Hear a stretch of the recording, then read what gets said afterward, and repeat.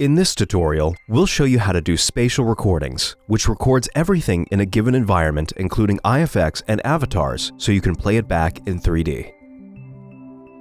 First, open your tablet and go to the Recording tab, which has a camera as its icon. Then, go to the large button that says Record. A window will pop up. You have the option of recording yourself, everyone in the room, or specific avatars. Once you're ready, hit Record.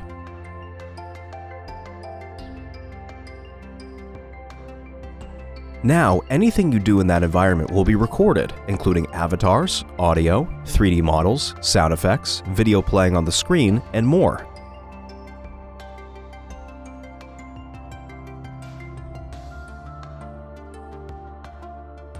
Once you are done, bring your tablet back up and hit the Record button and then click Stop. You'll then want to name your recording and click Save.